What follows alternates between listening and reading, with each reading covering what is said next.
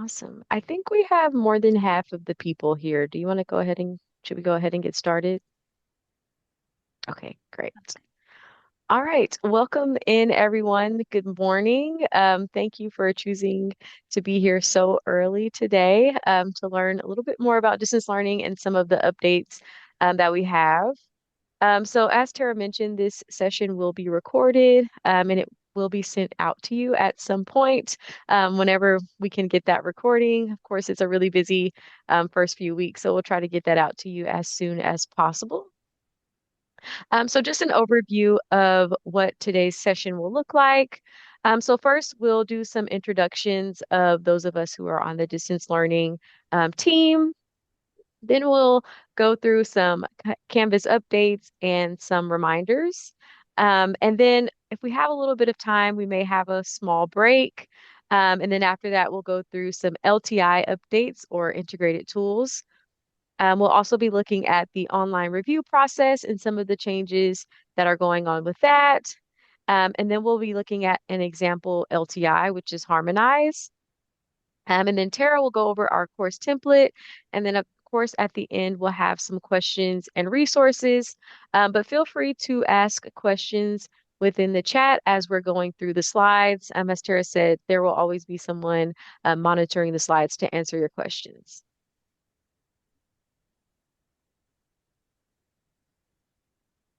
Alrighty. Now, as far as the team, so I'm not sure if Tracy is in here today. Um, so I'll go ahead and introduce her. Dr. Tracy Gomez. She is the Dean of Pod and Distance Learning.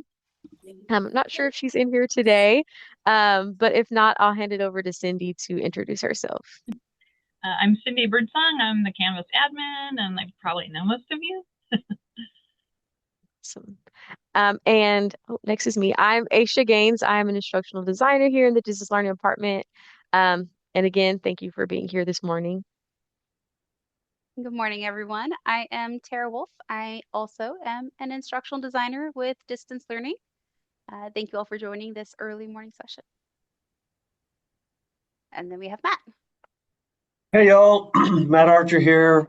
You probably already seen and heard enough from me this week, but in this space, I am your interim distance learning faculty coordinator, which basically means that I'm here to facilitate and provide support for faculty engaging in distance learning and the online review process and those sort of things, which will be providing a little bit more update later. I mean, I think maybe the one thing I just wanted to say here at the beginning from the faculty coordinator perspective here in the distance learning area is how impressed I am and how grateful I am for the distance learning team that we have. That these folks are not only committed to providing us a really up-to-date and meaningful education about the distance learning and contemporary andragogies in an online setting, but they're really honestly committed to ensuring that we as instructors are having a positive and meaningful experience in the distance learning world, and that's just really encouraging. And I think what you're going to see as we're going through this presentation is a lot of effort to really humanize and equitize and really make what we're doing really deeply meaningful from a faculty perspective and really positive. So I feel really good about that and the team and the direction that we're pulling things together, and I hope by the end of the session that you will too. So thank you very much for allowing me a few extra words, and I'll look forward to talking to you again later. Awesome. Thank you, Matt, for those words. Alrighty, I will hand it over to Cindy to start us off with what's new in Canvas. Look at my notes really quick. Okay, so in case you missed it, we talked about this at least the last DL update, if not maybe the one before, but we have differentiation tags. That's a hard one. New quizzes have surveys now, and then there's a YouTube migration tool, and then we'll talk about those on the next slide. And then the newer things are Learning Mastery Gradebook enhancement, student notebook, inbox email notifications, You can add a new custom link in your Canvas navigation and studio embed options. So we can go to the next slide. Okay, so differentiation, I cannot say this word, differentiation tags. In case you missed it, you can add those to help categorize your students. And so basically you go to your people section and then you go to this manage tags button and you can add new tags. You can reuse, the ones you've already assigned and assign your students. And I only did these first couple things because it's pretty easy once you get to that section. Let's go ahead and go to the next slide. I got to look at my notes too, sorry. Okay, and then the surveys in the new quizzes. So when you go build a quiz, you're going to want to choose a quiz engine. And so you select the new quizzes / surveys engine. And you can also select classic quizzes here. But if you want to remember your choice for the whole course, because you want to use the same type of, oh no, students can't see if they're tagged. This is just for your own notes. Sorry, I'm looking at the things too. Anyway, from here, from your new quiz survey selection, you would then just go through your quiz type and select graded surveys or ungraded surveys. So I think back before the new quizzes didn't have surveys, if I remember correctly. But anyway, that's how to do that. So we can go to the next slide and I'll give it over to Tara. All right. Really quick, people are asking about the differentiation tags. Students cannot see those. That's only for your particular, teacher notes to help you categorize students. And if any teachers are using that and want to share really quick how they use them, that would be great because I don't teach, so it would be great to actually hear from actual users. If somebody wants to jump in really fast and just say how they use it.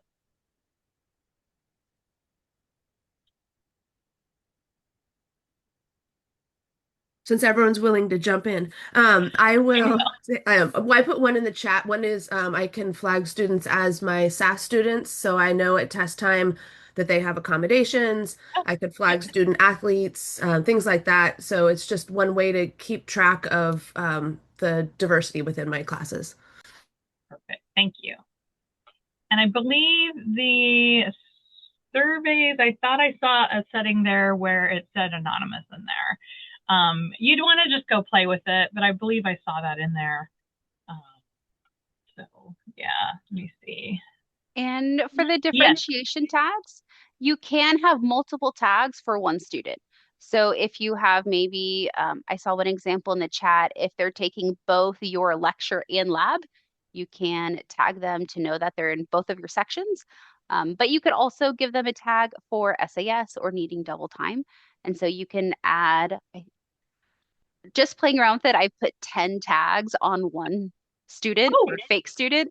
So you can put multiple tags for them. And you can also use the assign to feature and the due date feature for different differentiation tag groups. So if you want to give an alternate due date for maybe your student athlete group, you can do that as well. So it's a really great tool if you have multiple groups of students that you're trying to juggle. And then there's a question, do tags show up in like the speed grader? Yes. Nice. Okay. And then I did see another question really quick while we're on that subject. Oh, so if you go to the other slide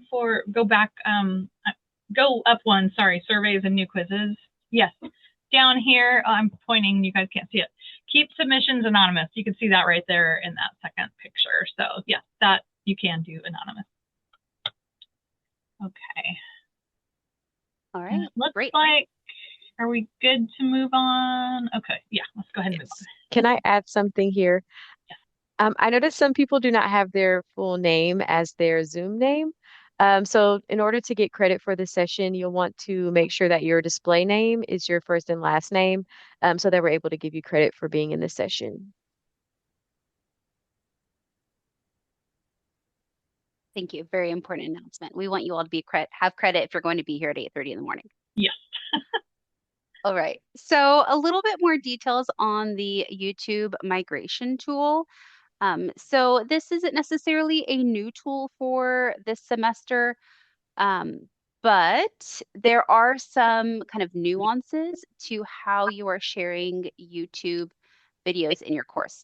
So I wanted to have kind of a comparison here between just using the YouTube migration tool that you can find in your course navigation.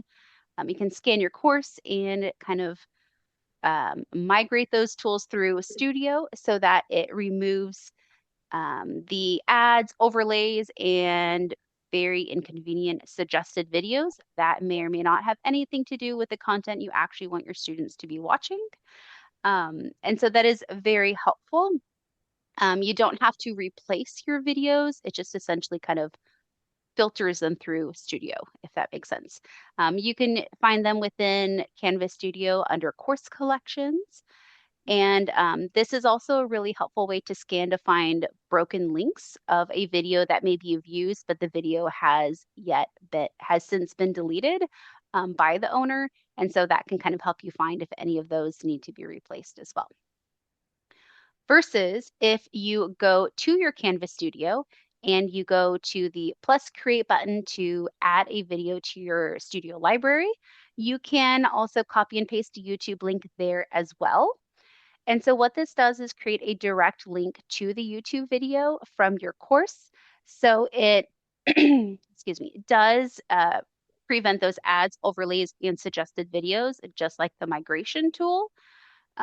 If the owner deletes the video, of course, it would disappear from your course, right? We want to respect copyright and YouTube rules. And if you choose this way to go, you can use them for Canvas Studio video quizzes, and you can use those YouTube videos from your studio in WeVideo assignments. WeVideo is the new branding for PlayPosit.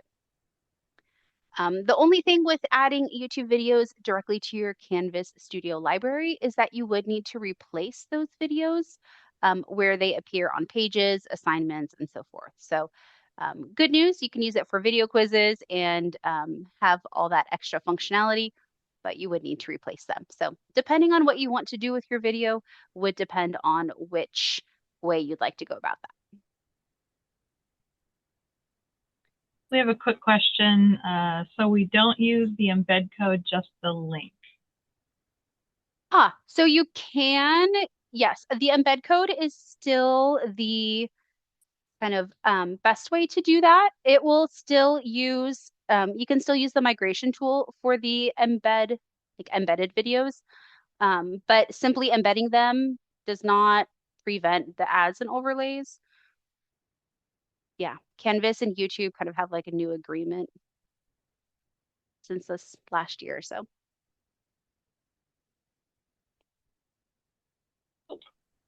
Will you be having a training for adding YouTube in Studio? I know we have a video on that, right, on our YouTube channel. Yes, absolutely. We do have a video on our YouTube channel on how to add YouTube videos to Studio. It's very easy. It's the same process as when you're uploading an MP4 or video that you have downloaded onto your computer or other device. But instead of uploading it, you'll just copy and paste the URL to the video or the share link into that box. And it's pretty easy. We have, if somebody wants to grab a link to that video and put it in, that'd be great. Thank you. And Jessica's asking, from what I can tell, you can't undo migration. So for example, if you copy a page with a video and try to use it elsewhere, the video won't come with like a YouTube video would. Okay, let me read that again. Yeah, if you copy a page with a video, totally fine. That was just a long question, and yeah. It is 8:30. Okay. Oh shoot, I lost the question. That's not it.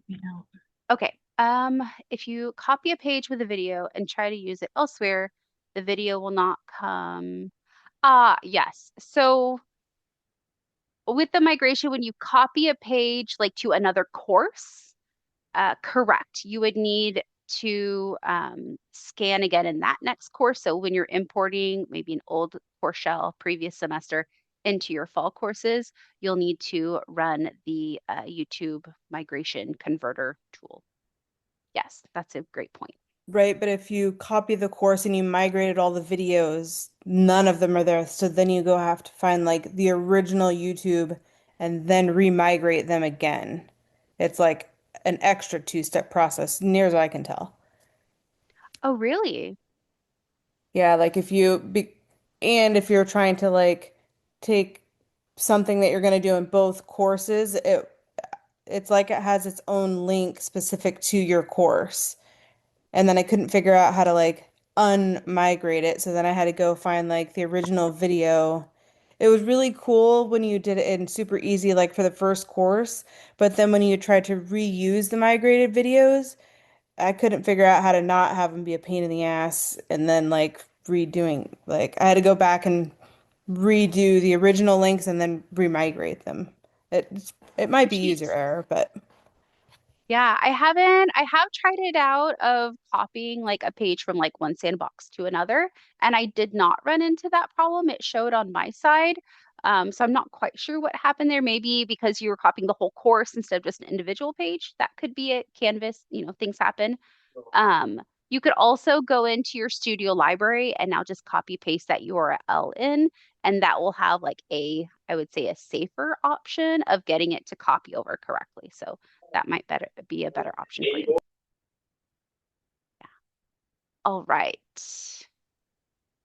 One of the YouTube videos stopped working after I ran it through the migration tool. What could be the cause? That is a great question. I'm not sure what could have happened. That might be a good question for Canvas support. I don't know, Cindy, do you have any ideas Where is that one? Oh, I see. Stopped from Luna? working. I wonder if maybe it could be your connection was like, if your Wi-Fi connection was kind of iffy and it just kind of corrupted while it was doing that, possibly.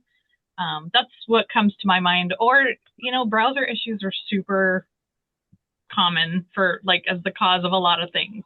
So if ever you have weird issues and you're not sure what happened, first make sure there's no pending browser updates, because I know we all hate updating our browsers because it loses all our, all our tabs that we have open, but it will cause issues if you don't update it, if you wait too long. So run browser updates, turn off ad blockers for Canvas and any other legit site that you don't want to mess up the function. And then also look for operating system updates, because I've had window updates pending because I didn't want to restart my computer, but then things start getting weird. So those are like the three things I check for. And if you've done all that, maybe try a different browser, because sometimes one update will make your browser act weird when it acted fine before.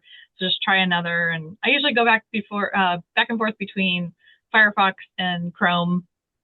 So yeah, but browser issues, that's usually my first my first thought. So anyway. Yeah. Oh, and then quick question, does the migrated video show up in your studio library like any other studio video? Yeah, so if you use the migration tool, it will not show up in your library. When you log into Studio, you'll see all your different options on the left-hand side. And then you'll see something at the bottom called Course Collections. And then you'll select the course that it is in, and then you'll be able to find the video. So it is a little bit different with the migration for a immediate solving the issue of all the ads that popped up seemingly overnight.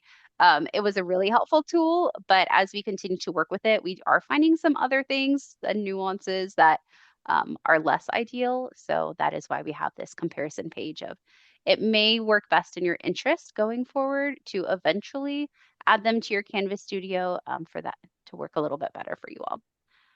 Um, all right. Sorry, Isha? can I add something? Yeah. Um, that may be why, if you are migrating in one course and you copy the course over, that the video is not appearing in the new course if it's only showing up in the course collections rather than the library. Because usually with the library, you're able to access the video from any of your Canvas courses. But I would think if it's in the course collections, then you won't be able to transfer it to other courses. So that might be why.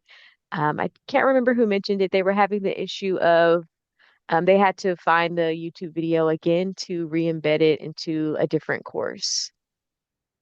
So that may be why.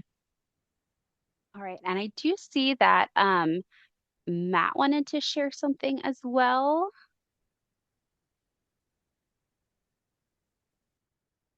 Well, I more wanted to ask for your thoughts about something that came up yesterday in a couple of different faculty conversations, like at the Senate hour, about some of the seemingly changed functionality of the studio insights. And I asked you about it a little bit yesterday, and you had some, I think, important things to say about that there are now new different kinds of options in terms of how you might embed videos or something like that. So I thought maybe this is a good area where you might be able to directly address some of those things that came up yesterday.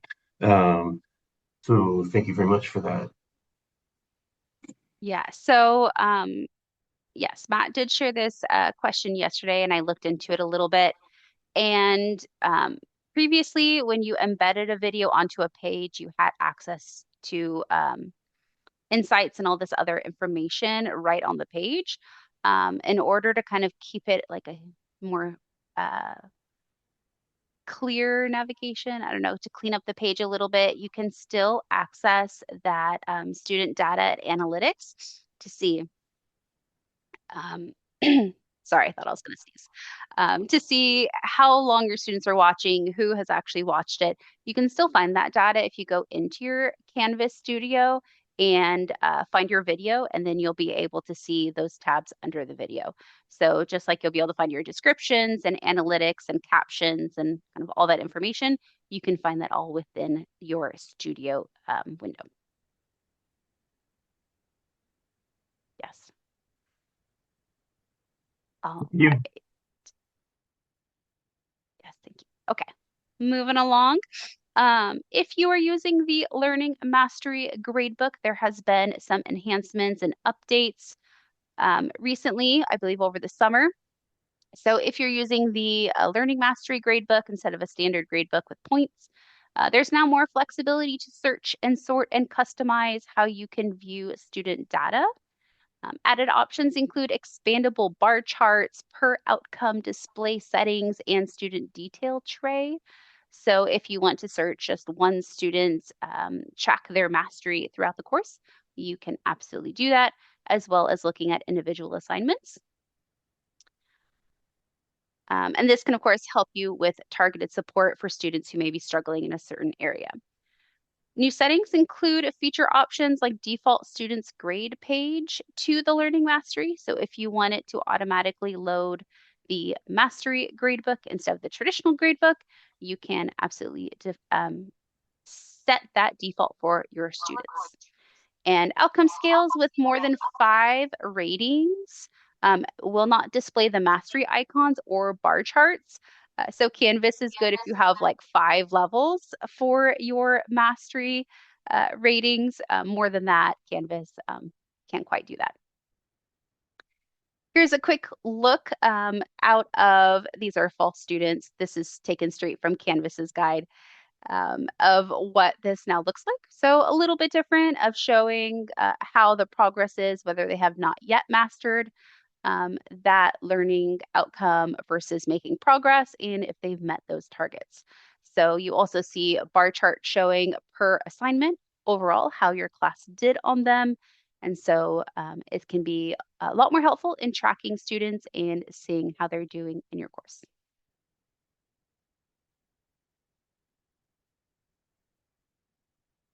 All right, Canvas Student Notebook. This is a new feature as of, I believe, just about a month ago. And the Canvas Student Notebook is a feature that students have access to. It is automatically enabled for students in their course navigation. You can disable it or hide it if you wish by going to your course settings and the navigation tab, and then either dragging it down into the second section on that page, or by clicking the dots to the right of the name of Student Notebook and disabling it. This will essentially just hide it from the course navigation for your students. Students can create and organize highlights and notes on your Canvas pages directly within Canvas course content. They can highlight it and also tag it as either unclear or important. And then they can also add in their own personal notes in there as well. This is a student-facing feature. As the instructor, you do not have access to their student notebook, but it can be really helpful, especially if you're using course-based material versus a textbook. This gives students a way to take notes directly within your Canvas course. So this is a really great option for your Canvas pages. And it encourages active engagement. So it gives students a structured way to interact with the content that they're learning in your course, making it easier to study, reflect, and retain that key information over time. Those are Canvas's words. And so they can highlight and here we go. Here's an example taken from Canvas. So the screenshot here to the right, you can see the course navigation as if this were a student, and you can see notebook down here. Within the page itself, they can click on this little, looks like a Post-it note at the top, just next to the immersive reader button. And that will open up the notes feature within that page. So they'll stay on that page and then they can use that highlighting tool. And then they'll have this sidebar where they can mark it unclear or important and then add those little notes. They can also delete it if they didn't really mean to highlight that. This is also supposed to work within the app. Again, depending on how big their screen is, how well this will really function, but it is meant to work on the app as well. Once students make these notes, right, to make it easier for them to find those notes, refer back to, and maybe reflect on the information, if they click on the notebook option within the course navigation menu, it will take them to like a notes summary page that have the text that they highlighted, any of the notes they added below that, and a link back to the page where they highlighted that information. And so this is, I think, a really cool feature. It stays within students. It's like a private notebook. If you'd like them to share it by taking a screenshot or something, you could ask them to do that, I guess, as sort of an assignment. But there is not necessarily a way for you to view student work. Canvas is very clear that this only works on pages.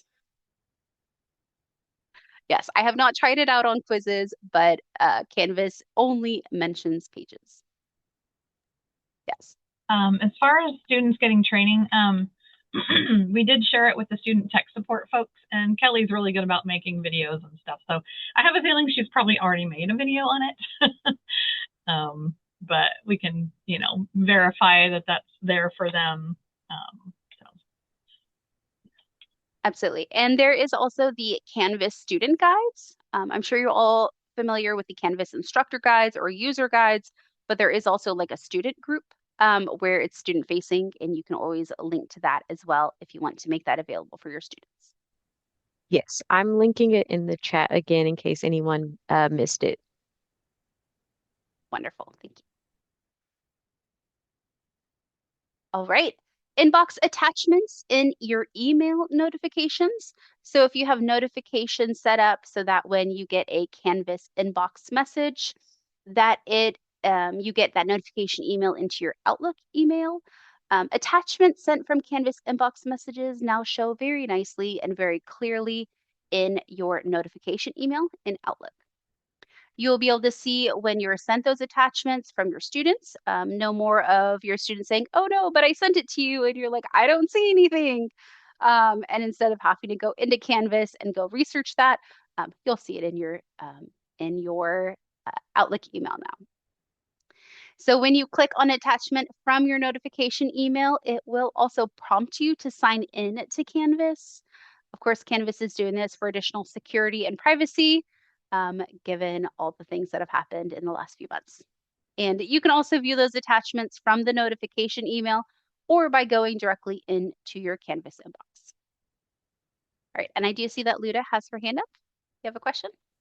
Follow-up question about this feature. So if we reply to students from Outlook directly, any attachments, we put there will not reach student. That hasn't changed because I know that that has been an issue in the past, and I kind of made it a habit to always reply within inbox, within Canvas, to not forget that attachments will not be there if I do it from Outlook. Yeah, so this update is only talking about the notifications from Canvas into your Outlook, not the other way Not around. the other way. Okay, just to confirm. And one more thing to follow up regarding this. So again, because of this reason, my habit is to always, all communication happens only within Canvas. But recently I ran into an issue where if a student dropped the class, everything that had to do with that student is gone, including emails. I don't think it used to be the case, but so if I have any, I have to, like, I had some situation where I had to look back at all the dates when I contacted the student because the student was not participating in the course, and I needed like a proof of how many times none of it was there after student disappeared, I mean, dropped. And then I had no way of showing all the communication that happened between me and that student, or at least coming from me if student ignored my emails for a long time. So I am worried about this because now I'm thinking I have to switch back to replying in Outlook. At least I'm going to have some proof that, or, trail of dates and stuff. This is really an important part of our RSI that simply evaporates, and I have no way of showing anything that has happened over weeks of, and it's just very, in my particular situation, it was very challenging for me to resolve that issue that occurred. Yeah, I'm not sure. I'll make a note here to look into it and see if there's anything I can find. I don't know, Cindy, do you have any idea?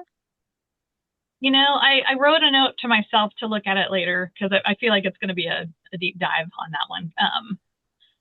But yeah, maybe something we have to, sometimes there are feature requests that are, I'm sure if this is a problem for you and it sounds like a few other teachers, it's probably a problem for all the teachers like everywhere.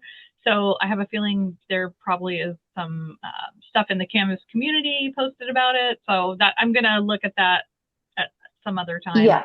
I see a lot of people replying saying that it might be hidden. If it is, please tell me how to find it.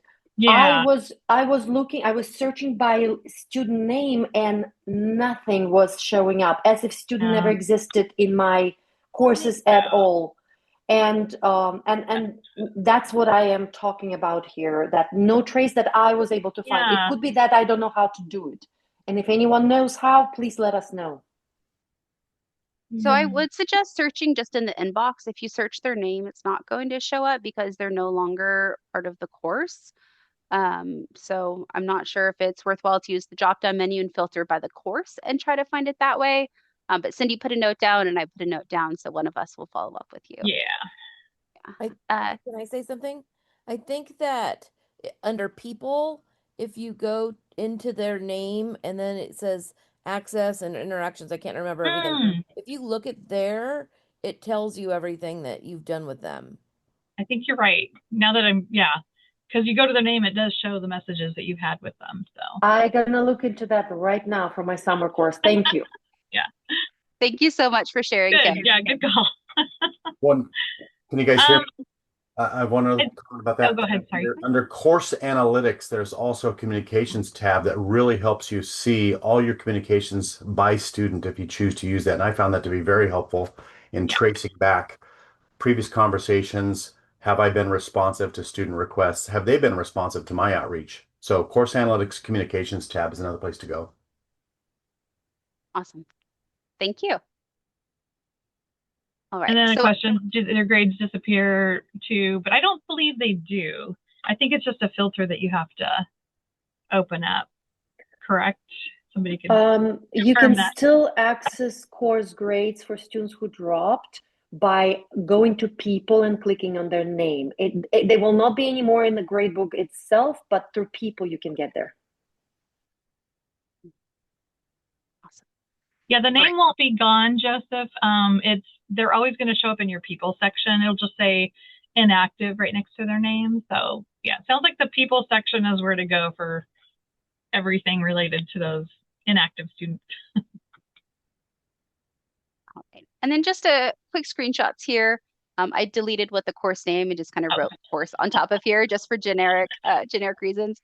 Cindy and I tested this to see how this is going to work. So within the Canvas inbox message, you'll see the message in the attachment at the bottom. And then within the email notification, the screenshot to the right, you'll see that notification and then that gray box towards the bottom where it says attached files, and it gives you the option to download it. So, and it prompts you to log into Canvas if you're not logged in, correct? When we tested yes. it? Yeah. Yes. So if you click on that from your email notification, it will ask you to log in just to try to keep things a little bit more secure. And I think that's why you can't attach it to these notifications, because this email you get at your Sierra College email is just a notification saying, hey, you have this message in Canvas. So it's linking to that message, to the attachment that lives in the Canvas messages. So you kind of have to think of like the structure of it. And so if you were to try to attach something to the email itself, not the Canvas message, it like you're not in the messages for it to attach. And I don't know if that makes sense, but like makes sense in my head. But that's why, Ludmilla, that's why it works when you go to your inbox and do it that way. It's because everything's living in that inbox. So hopefully that makes sense. Yes. All right. And then I'm going to pass it back to Cindy to talk about the custom navigation link change. Yeah, so some of you may be aware there was like that redirect tool back in the day, and you'd go into your apps and enable it, and then you'd put your link to a new URL in there, so it'd be in your course navigation. Well, they've made it a lot easier. So now if you, well, we could read the slide really fast. An update to the redirect tool streamlines the custom link option, external links, so you can link to other websites. You could link to your own Canvas links. Let's say you're, in your page, you want to link to maybe a file or whatever. Not your page, sorry. It's a navigation link. I gotta get my brain straight here. And then, course exports, links are included in the exported course, so that's kind of nice too. So let's go to the next slide, because I'm always a visual person, so I like to show. So yeah, to do this, and so I don't know if you guys are aware, but basically in your course navigation, I think most people use this to link to another site, rather than something inside your Canvas. But it basically adds a navigation button that, and you name it whatever you want, and then it links to whatever the URL is that you put in there. And so instead of going through your apps and adding a new app and then doing it that way, there's just a really simple button right there at the bottom of your enabled navigation. And again, course settings, navigation, at the bottom of your enabled navigation, in between the enabled stuff and then the disabled stuff, there's a add a link button. And when you click on that, the next little picture down below that, you basically add your link. The text is what students will see in your navigation. And then you just put the URL down below that, and boom, it's done. So yeah, it's kind of a neat new feature. So, any questions on that really quick? It's pretty straightforward. So, and then the studio embed options. Anywhere you have the rich content editor, which is basically that big text box that you can type into on most areas of Canvas. When you choose a video to embed, you now have 3 view options. You can embed just the thumbnail, and when they click it, it'll enlarge it to open a new tab. You can click on, let's see, a learn view option, similar to the previous embed view. It's a large view, CC option rolling transcript. I'm just reading the slide, sorry. So it sounds like that one is how it used to be, if you like that look. And then the next one, collab, is learn view and comment section below video. So it kind of makes more sense looking at the views. They kind of lumped all the features together into an easier way to select those. I know sometimes teachers would select, they just embed the video, but you didn't want the comments. So this is kind of nice because it gives you it makes more sense and you don't have to remember to enable or disable stuff. So yeah. And then this is what, the picture's a little small, but anyway, this is what it looks like when you're trying to embed it. You go edit the page. If you want to change it because you don't like, maybe you don't want all the comments, you can just edit the page and select which option you want.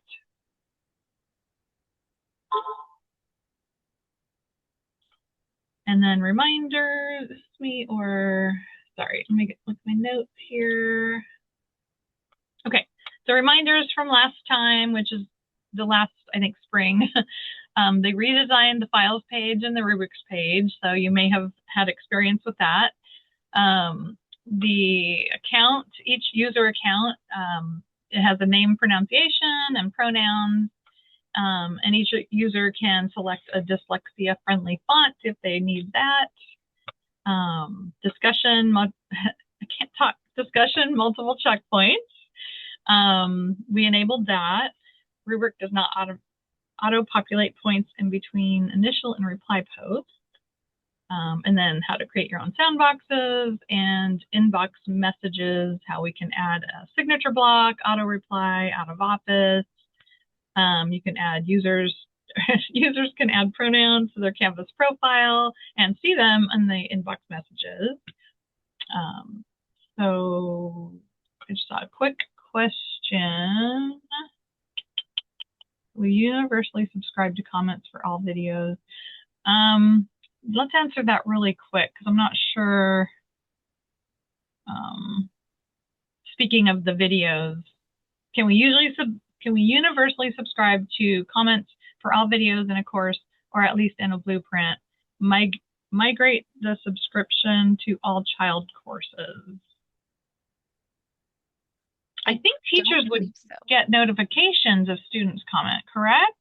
Or no, there's like a little toggle switch below the video to subscribe to comments, so you get those like notifications. As far as I know, you still have to do it video by video. But I believe if you do it in the blueprint and then Nope. Nope, it won't do it to the child Nope. courses. Yep, you have to go into each video in each course. Oh, Even bummer. if you've done it, yeah. Yeah. And that's a bummer. Yeah, I would have thought they would have, like, usually you get notifications when like something happens, I would think, but you might check your notification settings actually. There may be, as Canvas adds things, they sometimes update other areas. So, and I don't know, I'm just going off of what I would think Canvas would do, but go to your actual user notifications, see if there's something there that, mentions that kind of thing and that you can enable. I don't know for sure, but oh, and the multi-tool still doesn't support multiple due dates for discussions. That's a bummer. Okay, yeah, I'm just reading some comments here. Is it still the case that dyslexic font is not available in quizzes? I have brought this to them before. Do we know if they're working on it? I'm not sure. So really quick, there is a feature request area of the Canvas community that other people will have maybe asked questions that you have the same question. So if you want to search to see if your question or your issues are there, and then you can vote them up. And if no one has asked that, just go ahead and ask the question, be detailed. And then basically, as it gets voted up, I think that brings it to the attention of Canvas, to their engineers, so that future updates can include some of these things. So anyway, all right, let's move on. So creating sandboxes. Oh, go back. Sorry.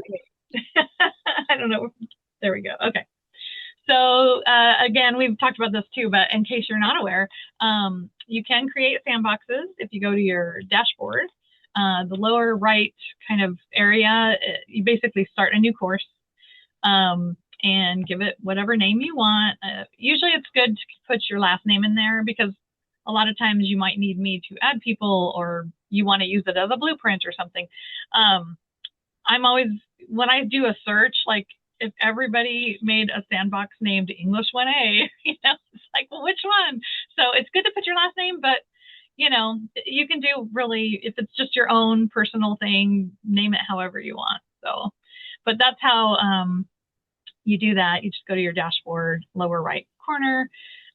If you want to share some content with other faculty, I can't add people to an old class of yours with students, but you could copy it over into a sandbox and then send me a link or send it to distance learning, at sierracollege.edu, and then we can add people to a sandbox. So anyway, can move on. And then the signature block to your inbox messages, which is kind of nice. Oh, really quick, can we change the name of existing sandboxes? Unfortunately not. I wish there was a setting for me to do, but I have to change it. So just send me a link and say what you want to change it, and I can change it for you. Or send it to distance learning in case I'm on vacation or something. So, okay. So signature block to your inbox messages. So basically when you send a message or you reply, it'll add your signature block, which is kind of nice.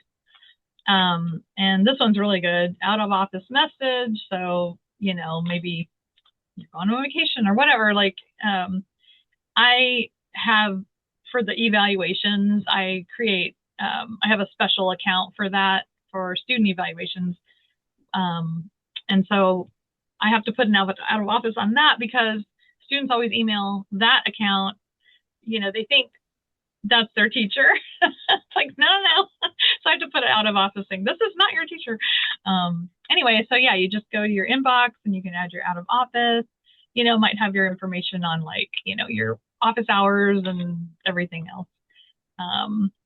Remember, you can only send messages if your course is published. I know that throws people off all the time. And then, yeah, in your inbox, you go to the settings and you can add and modify these features. Okay, let's go ahead and move on. All right, there's a question in the chat. Oh, sorry. Okay. Are there any other questions? Oh, here's the screenshot. Sorry. Oh, that's okay. So the optional pronouns for your inbox, the optional pronouns will show in your inbox. So you go to your user settings first, and then you can have the optional pronouns right there. And then when in your inbox, they'll show from that. So, okay. All right. And before we move into our LTI updates, we're actually going to take a 5-minute break.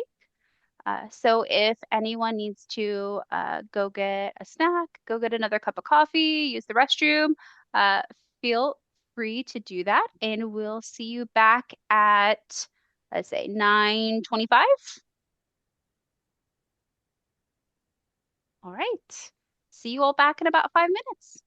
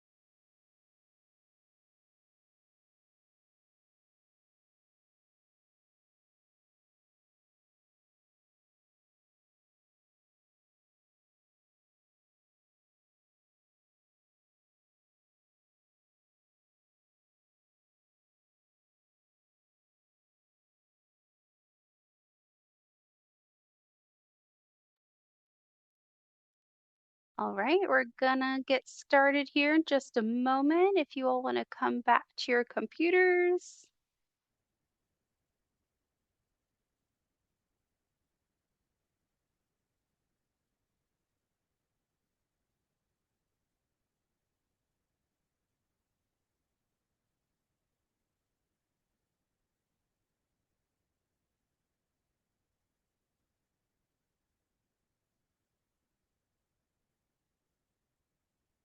All right.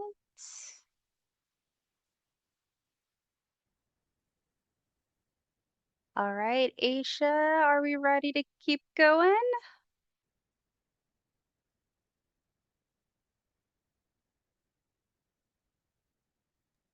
I hear her door right now, so. Wonderful. All I'm right. back. Well then, wonderful. Isha is going to start us back with some LTI updates. Yes, awesome. Thank you. All right, welcome back, everyone. Hopefully, you had time to get coffee, have a bathroom break, or stretch, whatever it is that you need to do. I know today it's kind of a long day of sessions.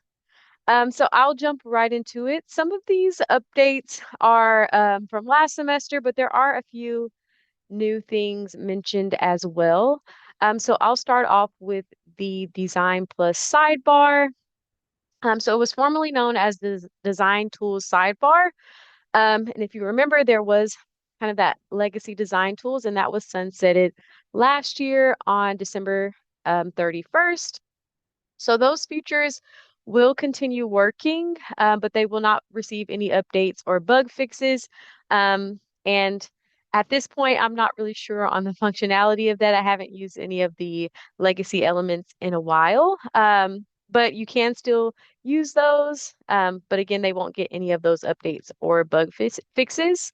And then, of course, eventually the code for those features will likely not work anymore, and then you would need to update your legacy elements to these new Design Plus elements. And if we go to the next slide, I think we have some more information on how to do that. Alrighty, now starting off, just to find the Design Plus sidebar, you will want to go to a Canvas page and you will want to be in edit mode. This is one of the only ways that you can access Design Plus. There is one other way, but we'll mention that a little bit later. So you'll want to go into edit when you're on a Canvas page. And then from there, you should have a rocket ship, a red like a little red tab with a white rocket ship on the right-hand side of your screen. And that is the design tools or the Design Plus sidebar. If you do not see that rocket ship there, you will have to force launch it by clicking Alt-Shift-D if you are on a Windows device.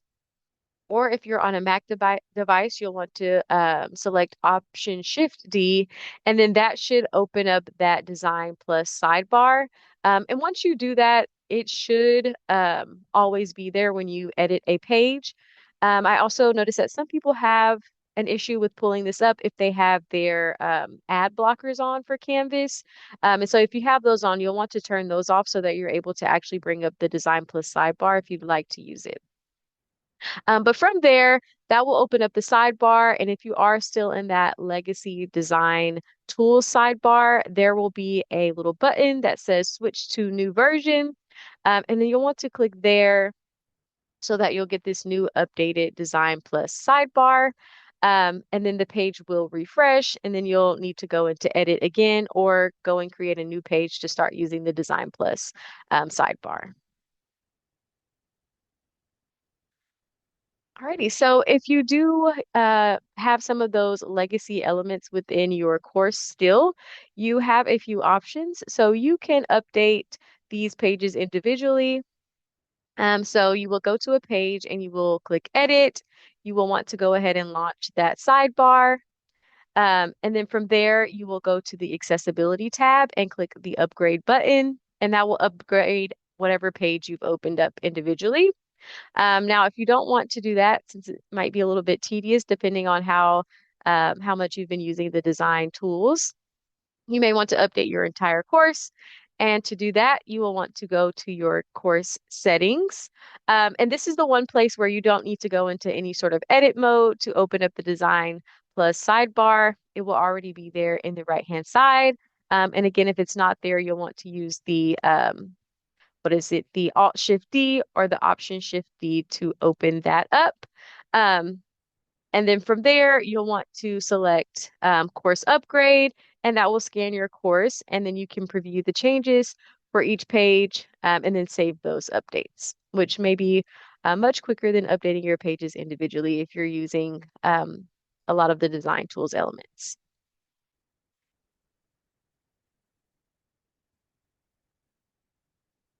All right. Now, as far as some newer features with design tools, so from the course settings page, you are able to do a course search, and this is essentially a find and replace feature.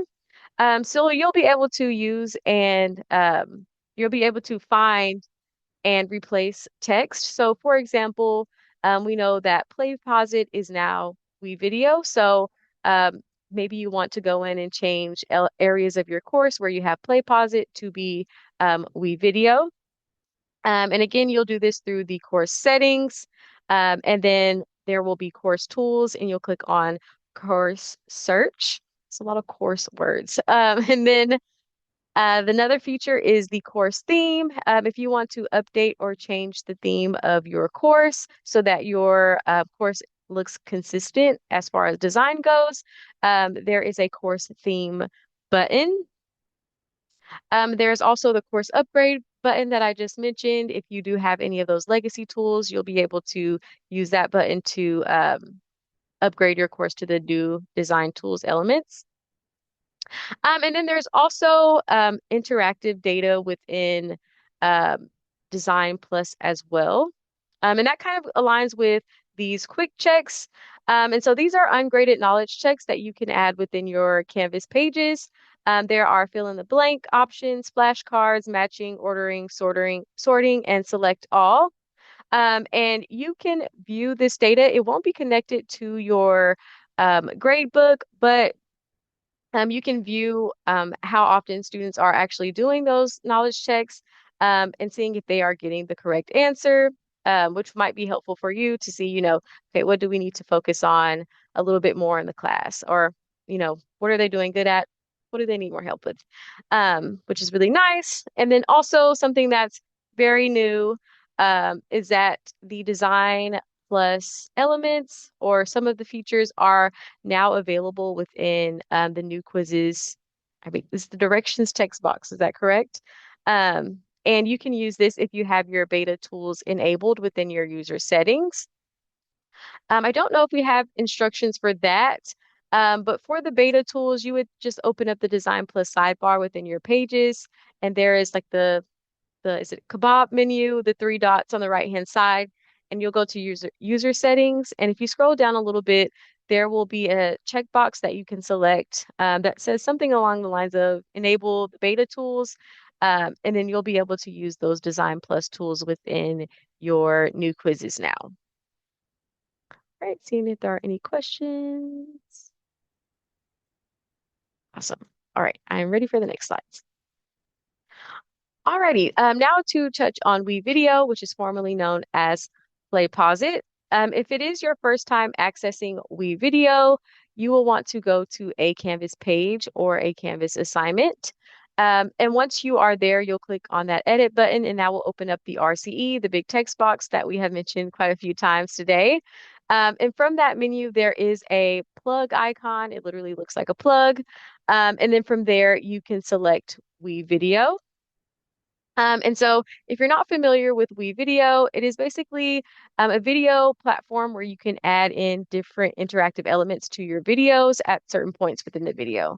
And so there are a few different question types, such as multiple choice, check all that reply, free response, fill in the blank. There are also discussions, which is, kind of different. Not a lot of software or features do that. And then I also recently realized that you can also add annotations to these videos. So at any point in the video, maybe you want to, I don't know, provide your students with a PDF to review. You can actually add those within the video as well. You can embed in links to other videos or just other links to external sites within the World Wide Web. And then you can also add in pauses to the video as well. And so that's really nice. And with WeVideo, you're able to use YouTube videos, your Canvas Studio videos, Vimeo videos to add in these interactive elements. And another nice part of WeVideo is that this is provided via the Chancellor's Office. So there are other users from other California community colleges that have their pre-made content that if you're teaching the same discipline, maybe you'll want to use some of their videos and interactions that they've added within those videos as well. And then something um, newer with the platform is that there is an interactivity platform where you can kind of edit videos more than kind of the standard WeVideo experience. So you can record, you can do podcasting. I just realized this as well. You can do storyboarding as well. It's a pretty robust platform that is larger than just adding in those basic interactive elements that people usually use WeVideo for. And then before I move on, I see that Rebecca has a question. Yeah, just I was wondering, when we make content through WeVideo, does that automatically become part of a repository through the Chancellor's office? And is it automatically kind of a Creative Commons license? That is a great question. I'm not sure the answer to that. Do you know, Tara? Yeah, so by default, the setting is to keep it private, so only you have access to it. But and that is the default, is that it stays yours. But if you would like to share it out, you can select a different privacy setting to share it either just with Sierra College or with the whole CCC system. So that's completely up to you. Thanks, Tara. I also see there is another question within the chat. Are the questions interactive elements in WeVideo graded like Canvas video quizzes? And yes, they are graded. That will also depend on how you are setting up that WeVideo. So if you want your WeVideo assignment to be graded, you'll want to set that up via the Canvas assignments. And I don't want to get into too many details, but essentially when you create a new assignment, at the bottom of the assignment settings, there is a submission type, and you will choose external tool. And from external tool, you will choose WeVideo, and that will then you'll be able to connect that to your gradebook automatically. You'll even be able to, I believe, grade within the speed grader if you add it via the Canvas assignments. All right, and I see that someone said that they are not seeing the plug icon.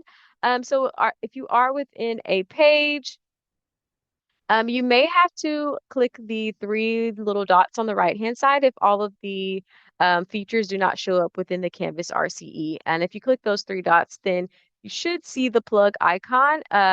It is to the right of the harmonized element. I'm looking at it right now. It should be to the right of your harmonize.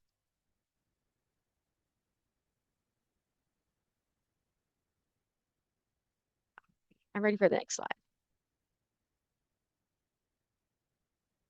Alrighty, I think I kind of mentioned the interactive platform where you can edit your videos, you can do podcasting, storyboarding, and a lot of different things. Um, so I already mentioned this as well, but you're able to access WeVideo in two different ways. If you want your WeVideo to be graded, you'll want to use the Canvas assignments, and you'll want to use the external tool as the submission type.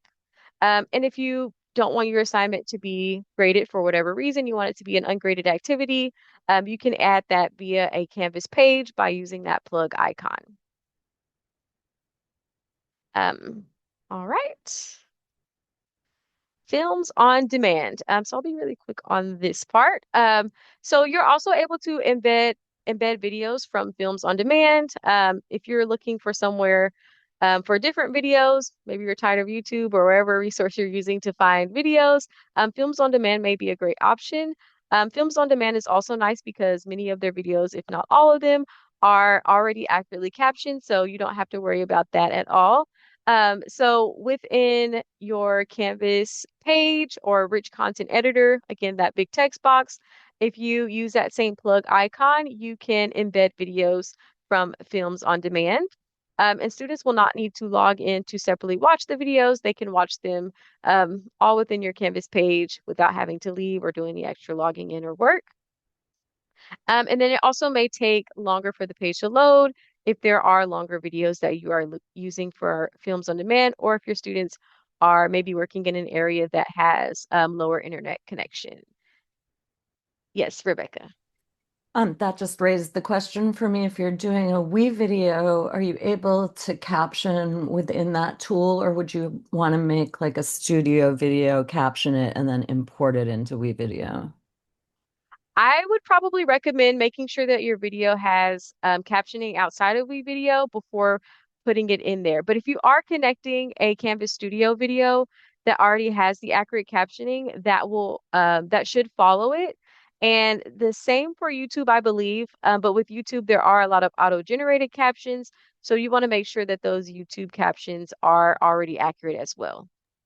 Thank you. Mhm. Alrighty, I'm ready for the next slide.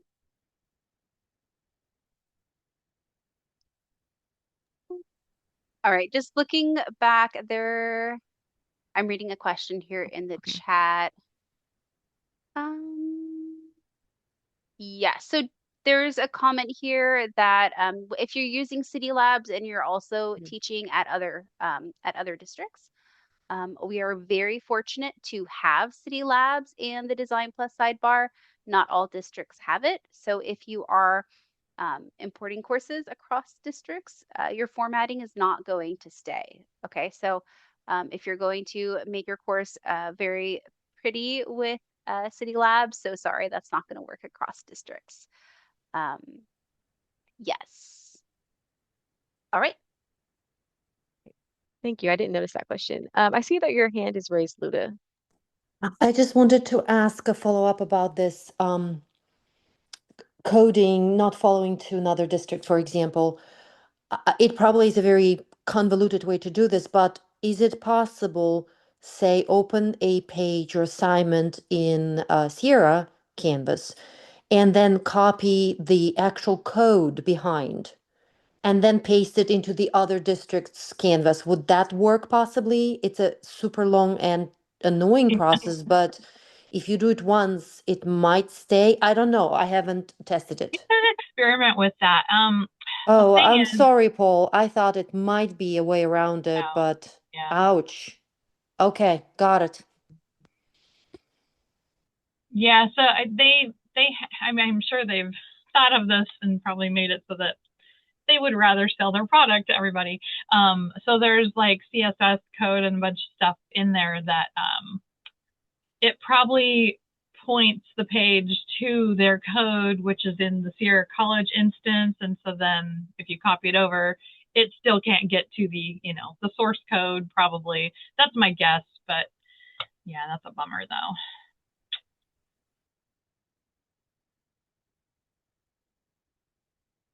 Righty. Excuse me. So as far as harmonized updates, I believe some of these updates are from last semester as well, but in case you didn't get them, so there is PDF annotation assignments. They are now called social reading assignments.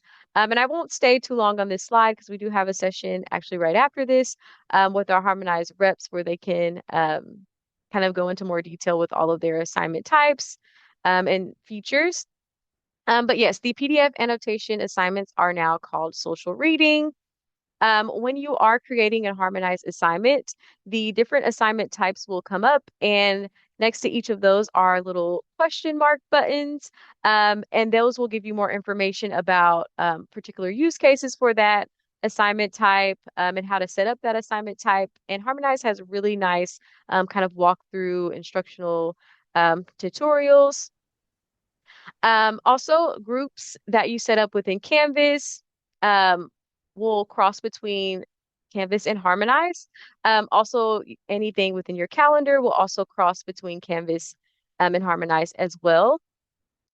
And then also another really kind of cool feature is say that you've already graded your students' work, and then students have submitted after you done the grading, there will be a flag that for a needs review within the grade book so that you know to go back and grade that um, student's work, which is really helpful. Of course, if you've already kind of been through everybody's assignment, and then you kind of maybe have a straggling student, um, and then you maybe kind of forget about it, but there's going to be that flag for you in the grade book to go ahead and grade their assignment.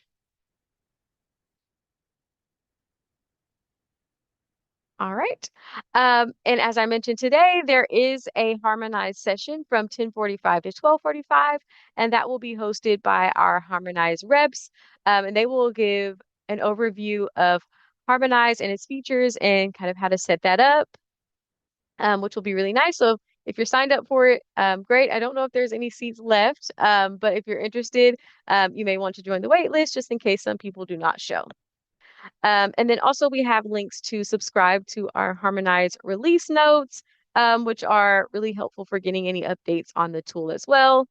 And then we also have different links to WeVideo, Lucid, Design Plus. We have not set up our entire schedule for the semester yet.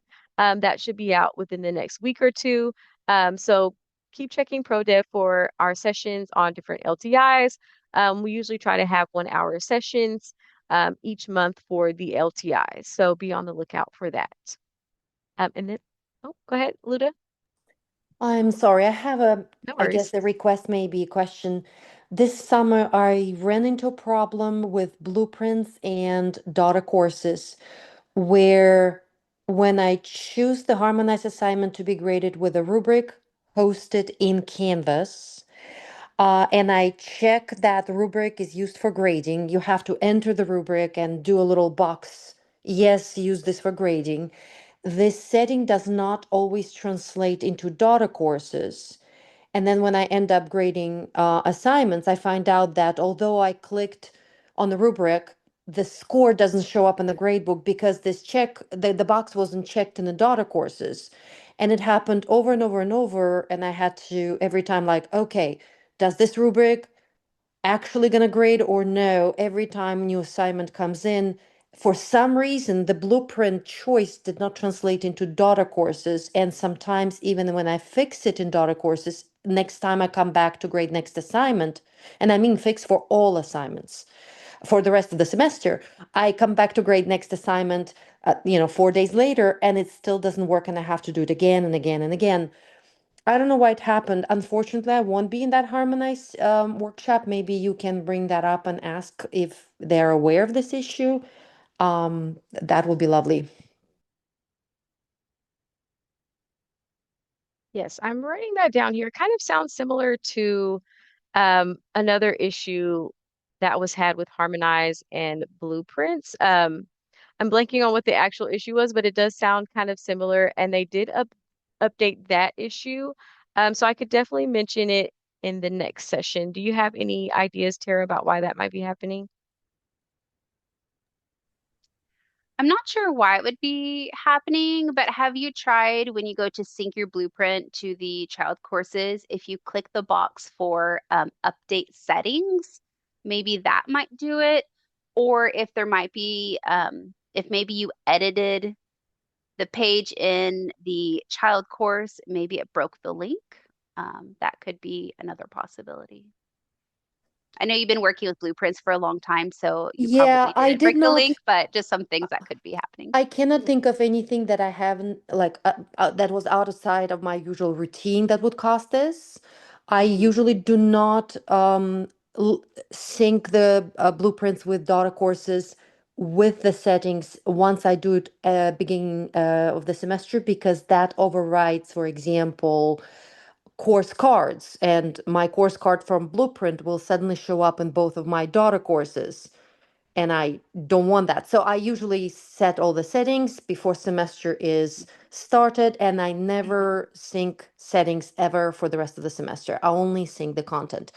It never happened before, only this summer. So there was something going on. Hmm, okay, good to know. Thanks.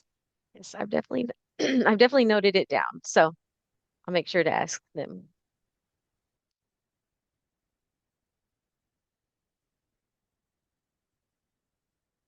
Alrighty, I'm going to go ahead and pass it over to Matt to talk about the online review process.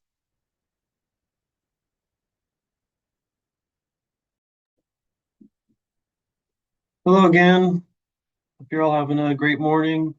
Before I talk briefly about the online review process, just thank you very much to Aisha, Tara, and Cindy for that's a great presentation. So much awesome information and answering all those super challenging questions.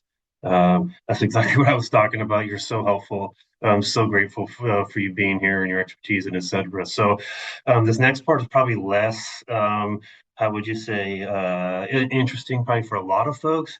It has to do with the online review process. And I figure, a reminder about what that is and why we're doing that, and also some of the updates about what we're trying to do to improve the online review process might be something you want to hear about briefly. Um, and I'll just tell you, so first of all, keep in mind the online review process is established in our contract in the distance learning article. That's Article 22 of the contract. And you can, if you want to go directly, you can read about that there. But it's separate from our evaluation process. The online course review process happens when when you're a new online instructor, and the evaluation process obviously happens in an ongoing way, every 3 years. And so those things are distinct. It's kind of, just as a starting point, important to sort of keep those things in mind. And you'll see, in terms of here, the review process basically, in terms of its dynamics, works that you enter the review process in your second semester teaching an online class. The first semester, you're given the opportunity to take the boot up class and do some training in order to really get an understanding of the expectations and those sort of things. As you're beginning out, and you enter the online review process, as you can see there in the second semester. And maybe it's important to mention, for me being a little bit of an older instructor, as these things change, sometimes it's important to understand how they change. So if you remember in the past, we used to get a stipend for course development. Well, what we do now is we get a stipend for completing the online review process. And so that's one of the big changes that happened in Article 22 a little while ago. And then I don't know if you want to see some of the more details of the online review process or on the next slide here. And I'll tell you maybe a little bit more about some of those details if you're interested. When the slide changes, that's okay. Or we're just skipping to the peer mentor program. That's good. So because here's maybe just sort of breaking down the process a little bit. If you would be the right way to say this, we're kind of in between some versions of the online review process. Without getting into a lot of the details that probably bore you now, there are some aspects of the online review process that were not really viable for a bunch of reasons, and also, drawing on some of the previous work from Delight and other faculty committees and whatever, we also kind of envision that there might be some better ways to do that. So one of the key things that we've shifted towards an online review process is a mentoring program. So if you recall in the previous process, after going through the review process a few times, you would have been, how would you say, put back into a training course like Reboot or Sculpt and etc. And this new vision of the review program is sort of rethinking that and saying maybe it's not such a good idea to put people back into that kind of a course setting, but rather give folks that sort of one-on-one support as they're working through the online review process. So we piloted that in the spring 26. It wasn't perfect because of some, as pilots go and some of the timing and et cetera. But even with the sort of the clunky and imperfect start that we had with it, I think the results were really positive. We were able to get a lot more folks through the online review process than we had previously. And a lot of the feedback we got was that folks felt like it was a more humanized, more personalized type of experience where, it wasn't just about meeting the compliance expectations, but really, growing as an online instructor. So So we really feel positive that this is a really powerful, actually, element to really get our online instructor started off in a really, positive kind of a way. And we've gotten really strong commitment from the college to continue to embed and support the peer mentoring and the online review process. So we're pretty excited about that. And then I think maybe there's another, maybe the next slide has something that everybody is going to want to know about. You probably already saw this in the new ratified Article 22, the distance learning article of our contract. If you recall, that was sort of renegotiated in spring 25, and then in spring 26, we ratified it officially into our formal contract. So one of the things that's in that new Article 22 is the refresher training, and that's absolutely something everybody's going to want to know. And the basic idea is that from the time that you've been approved to teach online, you will be given 3 years. After at the 3 year time frame, you'll take a refresher training. It's about a 1 hour asynchronous training, and once you've taken that training, that how we say renews your eligibility to continue to teach online. And that's important to know because if you without taking that training, then you will not be able to teach online. As it says in the contract. And so it's really important that we know that. And, obviously, kind of what we've done here with the DL world and stuff, things change a lot of the time with, expectations and new tools and whatnot. So I think it's actually a really great idea and will be, I think, a meaningful addition to our, you might say, online faculty experience. That just maybe one more thing, the refresher training has been built. And I think it's just how we say in the launch is just in the development. And I think that's mainly has to do with making sure that we have a really clean and efficient, effective tracking system before that becomes implemented. And I think it's also to keep in mind that we're all going to be entered into this refresher training in a, how would you say, inclusive and positive kind of a way. In other words, just because I haven't taken it, that doesn't mean I'm out of compliance now. So we'll make sure we get people on board into this in a good sort of a way. Yes, absolutely. And that's sort of I see the question about when be notified. Absolutely. I think you can envision it, or at least the current vision is it will be similar to the sorts of trainings that we do for HR, for example, the workplace harassment trainings and et cetera, that will receive those sort of automated notices to remind us to re-up our training. So yes, but I think in a way, those are the elements that we're making sure are being developed, very well effectively. And I think maybe that's just Hawaii hasn't launched quite yet. Hope that answered your question. I thought maybe there was a hand popped up somewhere else, but it went down. So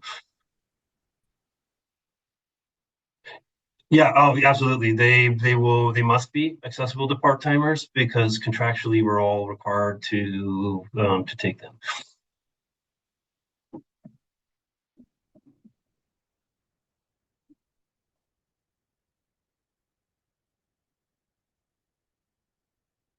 Thank you. I think that information will be coming out this week or next week.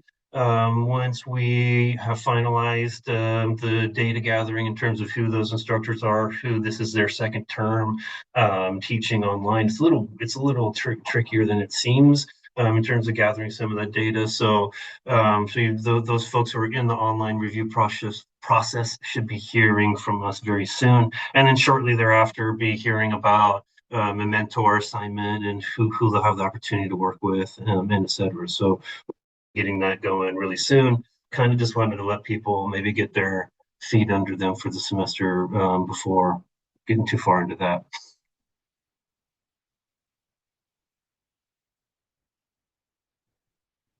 Yes, so there's I see Marga asked a really important question in the chat. In a way, that's at least for the new online instructors, that's sort of at the heart of the vision of the mentoring, right? In other words, so somebody has of somewhere to turn just with a quick question. I mean, in fact, in the spring, there were a number of folks who were like, they just had some easy things that they needed to have resolved, and having somebody they could just turn to really quick to get, some to a walkthrough was really helpful. So definitely that's one of the things about the review process. But in terms of all of us in an ongoing way, absolutely, there's lots of opportunities for that. I mean, one of the ways is that both Tara and Aisha have appointments that you can book and sit down to work with them on accessibility and effective practices, expectations or tools or whatever. And so, I would definitely encourage you, to take advantage of that in an ongoing way. And then, how would you say, you can always reach out to your distance learning coordinator for some support also. And hopefully some of those kind of how would you say, address the interest that you're raising. No, thank you. It's a great question. And that's I would everybody just sort of grab that link that's in the chat there, so that when you're looking for those appointments, just here's where you go, and you'll see it's like they made it really easy. You just they've got all their appointment. You just click on a time frame. You're like, it's great. Yes, thank you, Amy. Indeed. And that's why I think that's actually exactly the best answer to the question is we have two people here who are superb experts in the topic, and also really great at helping people. It's their job to help us, I guess you might say. So let's make sure that that these folks, their expertise is really utilized to the full extent. Yeah, drop-in times, exactly. Check out the link. Make an appointment. No, that's not what I meant. In the past, there was like an open time once a week or twice a week where you could just drop in and there are two or three people to help you and answer questions. And Yeah, thanks, Kim, for clarifying. That's come up a number of times in various spaces. And I think currently the challenge with that is that when we did that previously, it wasn't really utilized as effectively as it could have been. And so I think so currently the idea is maybe we can bring some of that back if we, for example, if we have really a strong interest among faculty to really take advantage of that. But currently, it seems like the one-on-one bookable time is a little bit more, how would you say, effective, efficient use of the folks' time. I hope that's an accurate answer. If I misspoke there, would somebody just chime in and give me a smack? No, it sounds great. Also, just want to mention that when you do make an appointment, we often have a lot of availability. So it should be easy for you to get an appointment with us, like the same week that you're looking. And there's a comment section. So if you prefer to meet in person or you prefer to meet on Zoom or on Teams, you can write in that comment section so we can make sure that we're all on the same page of what's best for you all. So yes, please do book with the link, and we look forward to working with you all soon.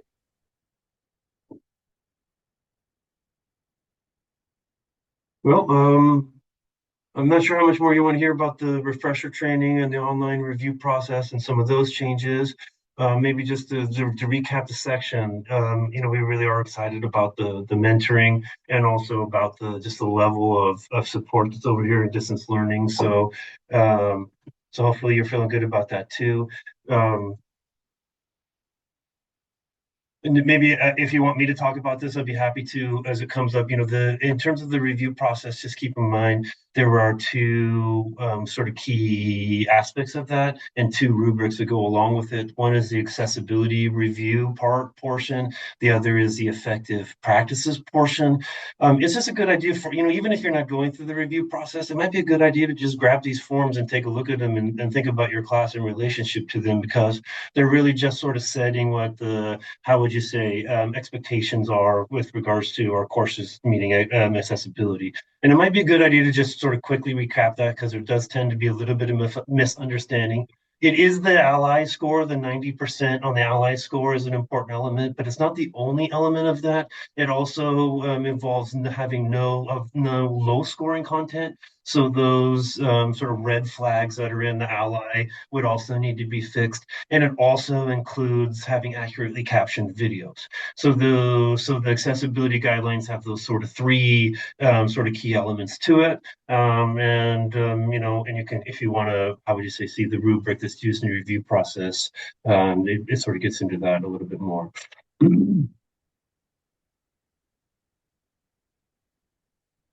I see some, how would you say, questions coming up in the chat, but I'm not really sure if those are ones for me or for other folks. I'm not sure if you have any other questions about the accessibility review. In the next part is talks a little bit about some RSI expectations, which you would see fall more on the the effective practices side of the review, with how would you say, just as a reminder in terms of making sure that we're embedding RSI into our classes, regularly and substantively interacting with students in our classes in a ongoing kind of a way.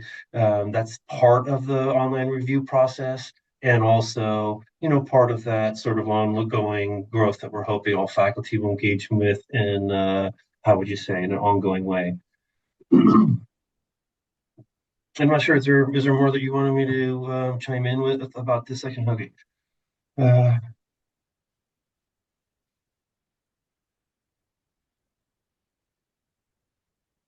Well, I don't know. The question keeps coming up. I mean, Jen asked us another version of a similar class in terms of computer lab, faculty interact instructors too. We can make a recommendation. Shirley can make a recommendation for that if that's something that's strongly in the faculty interest. Yeah, as I said before, the tended, at least the what I had heard, the reports were tended to not be so effectively utilized. So, but again, something we could revisit. What else is there? Yeah, there is please remember when you have videos, you can send them for captioning support. That's a fantastic resource we have available. Yeah, and what's up? Did you respond to me, Matt? Yeah, sorry, Jen. Okay. There's so many people on this. I'm not sure if you can see my screen or what. No, I hear you. Zoom is bewildering for me to begin with. So I just wanted to just follow up on that. I know I've heard from some faculty about the that there's an interest in a lab kind of setting, like we have in the past, that was a kind of way that we could learn, which was helpful to some people who like to be in a computer lab kind of space where the instructor can come and interact with you and you can look at the computer screen together and learn things. So that's just a suggestion. So it could be like a 1 day training at the end of the term, or I know in the past I went to one it seems like it was 3 days long, and it was held in a computer lab on the Rockland campus, and instructors, like Aisha and Tara would lead and teach, and we'd be able to talk to each other. And also, other faculty could talk to each other too about the process. And something like this could happen at all of our campuses too. So it's different than a one-on-one appointment. But so yeah, I just put that out there one more time. Thanks for reiterating and breaking down the idea a little bit more. Without reiterating myself too much, this is an interest that we've heard in different contexts a few times. So maybe it really is something that we might want to revisit. I think there's maybe, if you don't mind me saying, I think there's a couple of factors that are leading. Well, first of all, some of the reports were, as I mentioned before, about the effectiveness of that strategy, how much it was utilized, maybe that was the timing, et cetera. So there's some things that would need to be revisited there. But I think maybe another way to say this, and hopefully this isn't in a wrong direction or something. I mean, what do I know? Is that we're really, I think the more of the focus is currently on providing more accessible and asynchronous and timely trainings, particularly for our part-time faculty members who would probably how would you say find those other sorts of how would pre-scheduled and et cetera sorts of trainings to be maybe a little bit more difficult to access. And I think considering our current situation, we really are trying to prioritize the interests, the needs, the experience of our part-time faculty members. And I think that might be why you find some of the resources more oriented in that direction. And I hope those two things help with that. But just again, if we have a faculty recommendation that that's something that we think we would take, that we would be able to, and we would, how would you say, commit to taking advantage of, we could easily make that recommendation and see if we could get those things back going again. And I feel like maybe I took too much time on these sections of the DL update, so maybe I'm just going to zip it unless somebody has a question for me, and y'all can get us back on track. And hopefully I didn't. What do you say? Anyway. All right. Thank you so much, Matt. I think this is Aisha we're going to pivot to. Yes. And I'll try not to stay too long. Matt basically gave a good overview of the accessibility review guidelines. Just making sure you have that 90% in the Ally Course Accessibility Report and no red flags and have your videos captioned. If you do want more information about that and the accessibility review guidelines and how to make your course more accessible, we do suggest going to the faculty resource guide to get more information on that.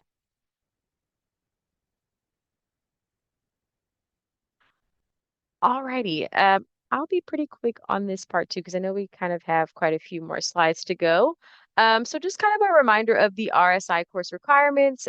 These requirements in particular are specifically aligned with our online course review process. You may have seen the RSI policy with the ACC-JC addendum. Those are a little bit, they're aligned, but they're a little bit different. So I'll just reference the RSI course requirements as it refers to the online review process. So the first thing that you want to have are your communication expectations clearly established at the beginning of the course, somewhere that's obvious for the students. Maybe that's in your syllabus, on your home page, in your orientation module, just somewhere that is accessible to students. And within those communication expectations, you want to include information on, how often you will be providing feedback to students, maybe what assignments you will be giving feedback to students on, and what modality that feedback will be on, letting students know of your response time when it comes to their email or Canvas inbox messages. And then I feel like there's something I'm missing there, but maybe not. But essentially just letting students know how you will be in communication with them throughout the course and what modality that communication will be in. Number two, you want to make sure that there is instructor interaction with students weekly. And we'll kind of go into a few examples on what that can look like. And then ensuring that there is also student interaction or student to student interaction weekly as well. And so if you're looking at the online course review process for 16-week courses, you would want to have at least one instructor to student interaction per week and one student to student interaction per week. And in 8-week classes, it is essentially doubled. So 2 instructor to student interactions and 2 student to student interactions per week. And the kind of rationale between about that is with the 8-week classes, it's, kind of the same amount of content, but it's condensed. So you want to make sure that the interactions to the content ratio is kind of the same as in a 16-week course. And then on the next slide, we have a little bit more information about what counts as substantive. So what counts as substantive? Personalized feedback on assignments. So that looks like saying more than, hey, you did a good job. Maybe letting students know what they did well on, and things that they can improve on, making sure that the feedback is specific to that student's submission.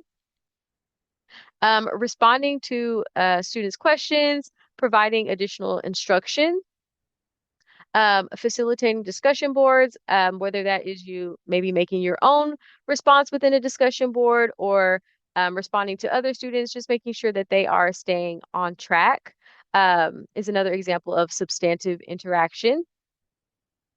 Also, direct communication that you are initiating with your students, whether that is inbox messages, maybe you're making announcements, but making sure that the announcements are directly aligned with the course content. So maybe you're, providing some feedback to the entire class within your Canvas announcements, or maybe you've graded an assignment and you're seeing that students are struggling with a specific part of that assignment. Maybe you make an announcement to provide additional information or instructions for that assignment. And then, kind of tied to the personalized feedback on assignments, having audio or video feedback can also count as substantive. Yes, I see we have a question here. Hi, thanks. I was wondering about, I know that even if it says, for example, 54 lecture hours, that doesn't mean that for the asynchronous classes, you must have exactly 54 hours of you like just recorded talking. I've heard that from people because yeah, you're gonna interact with them in other ways. But I'm wondering, is there like a specific proportion that there should be between these other kinds of professor-student interactions and literal, like recorded lecture time? That may be a question maybe for Matt. He may be able to answer that better than I can.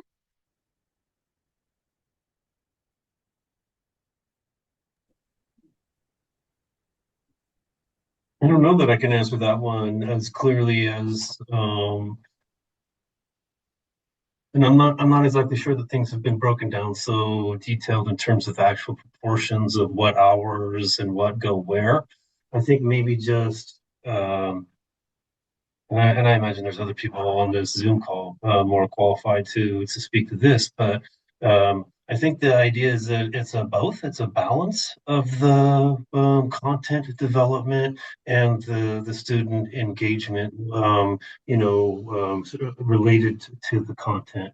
And and I don't know that that's necessarily a, how would you say, 50-50 balance. Some of that depends on the specific sections and other elements, with it fully online or hybrid or and all those sorts of elements as well.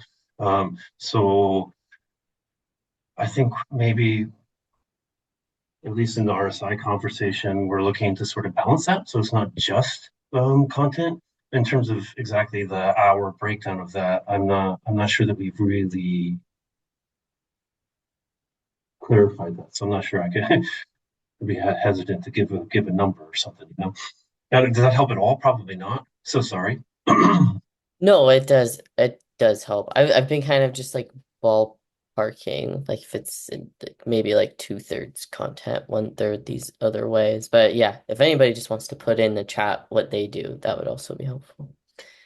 That'd be helpful. And I think maybe what you might want to look at is, and hopefully not repetitious, is the academic senate's addendum to the RSI policy, and maybe that's a helpful way to just think about, not necessarily the ratio or percentage, but a strategy for growing your interaction in your classes over time.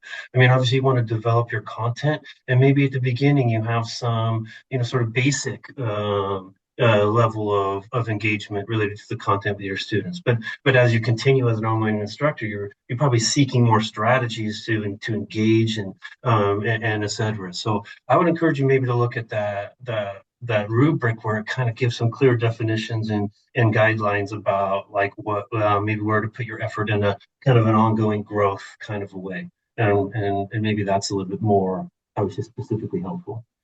Thank you, Matt. All right. I know we kind of have 10 minutes left, so I'll be a little bit quick on the next slides. All right. We already kind of spoke about Harmonize and it being an interactive discussion tool. So within Harmonize, there are discussions, there are peer reviews, there are PDF annotation or social reading, all of these which can be used to meet that instructor to student interaction as well as that student to student interaction. I do encourage you to attend today's training if you are signed up for it with Harmonize, which starts at 10:45 to 12:45, and they will give you a lot more information on that tool.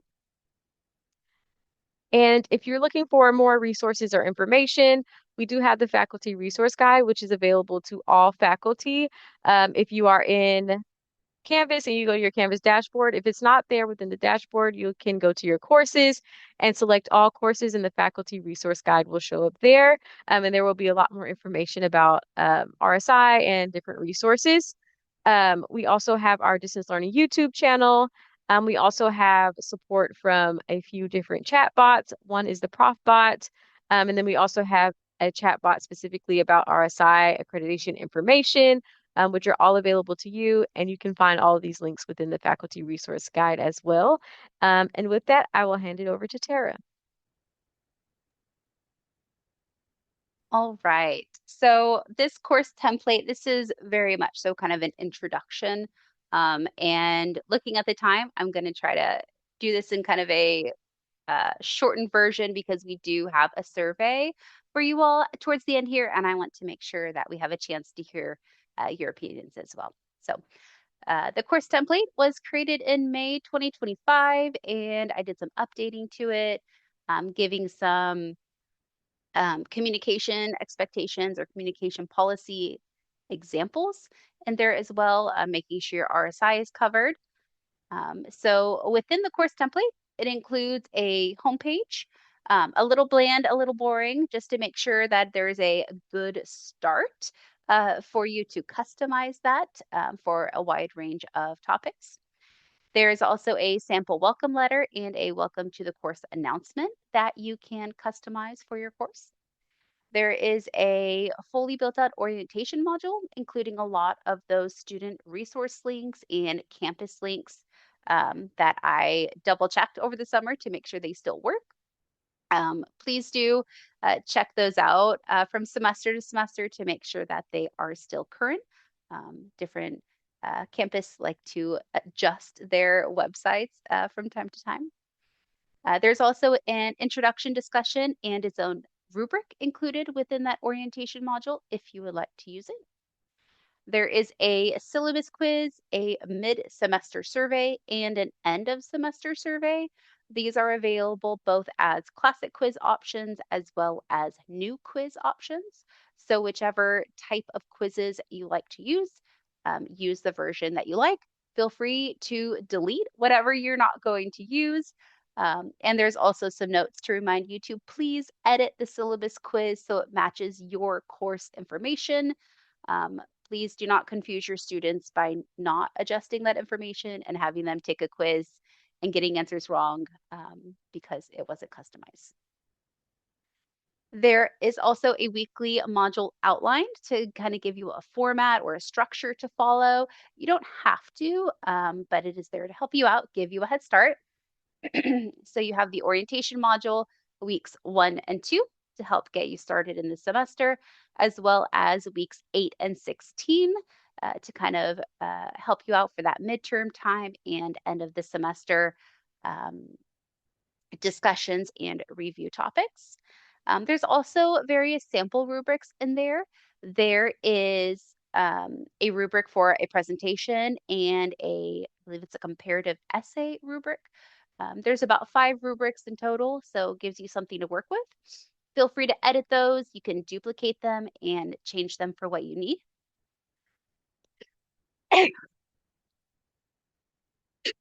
Excuse me. Sorry to sneeze in your ear. Here is a Where can I find that template for the absolutely. orientation? There are links, and maybe someone can pop over to the next slide and put them in. Yes, I will add them in. Yeah, absolutely. And you're welcome to adjust these. So if you have an 8-week class, you can kind of condense those, edit the module titles, and have it work for you. I do have a short video here. There's no audio, but it gives. Oh, is it not going to play? Okay. This is a picture of the homepage. My video doesn't want to play right now, where it has some campus images. You have pre-made buttons that go to the orientation module for Start Here, takes you to the syllabus page, as well as the modules page and the student resources page.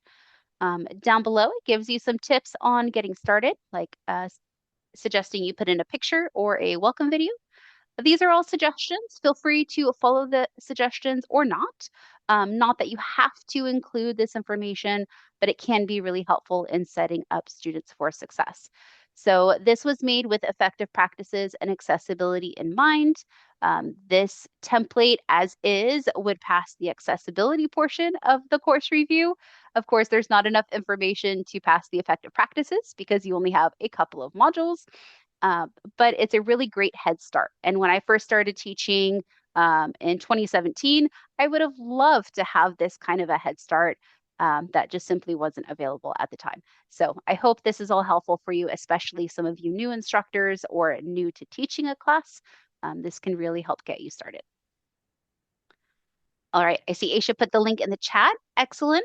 You can find it by going to comments. So within the global navigation menu, the red strip all the way to the left of your Canvas screen, go to comments, and then you can search for Sierra College course template.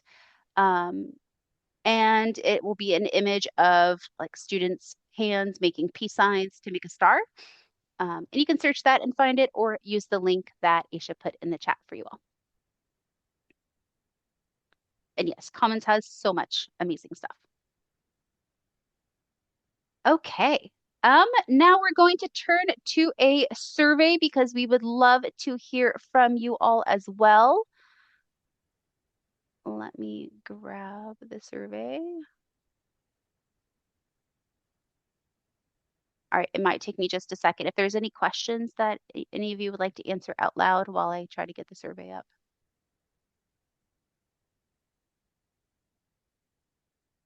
Oh, here we go. All right, so I'm going to launch this.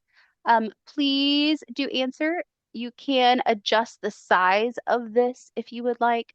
You can stretch it out to the sides, to the bottom, so it's easier to work with. First question is matching.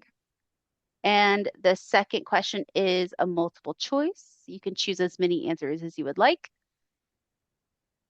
And the same with question number 3.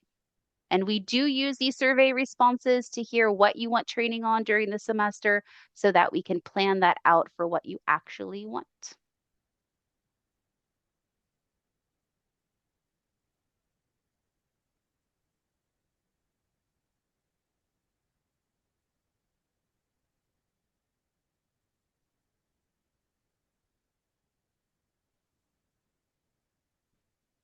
So thank you all. I see about a dozen of you have already submitted. Go and take the next minute or so to answer the rest of the questions.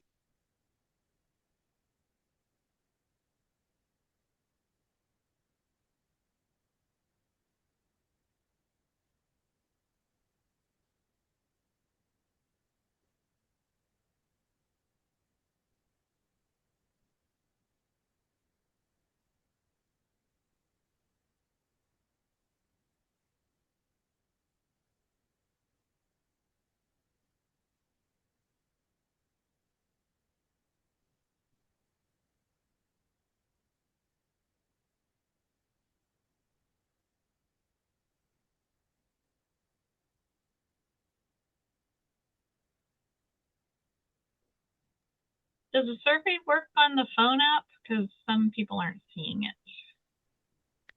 Oh, it should. You may need to click the More button. Or it might be another tab, like a different screen view. And we do have some more resource links that we're going to share out. So if you'll hang out with us for another minute or so.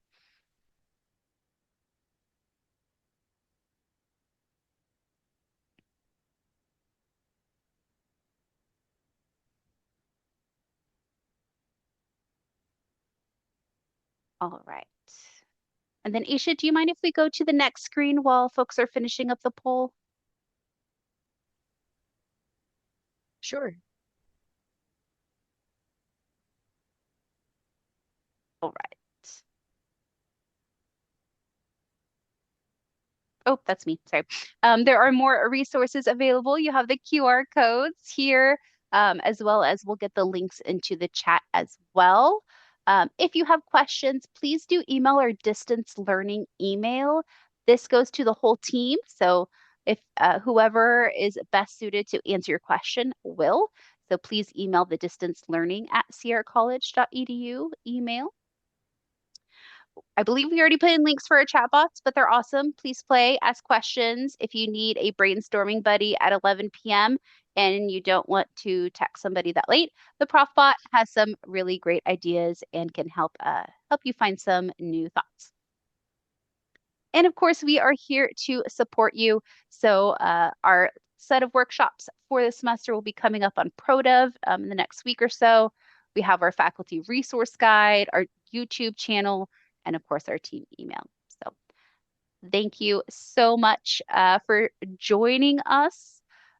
We appreciate you spending 2 hours with us this morning. And as long as you registered in ProDev and your name in Zoom matches that, you will get credit. Thank you for asking. All right. Thanks, everyone. Have a great day. Thank you. Thank you. But are you still there? This is Adriana.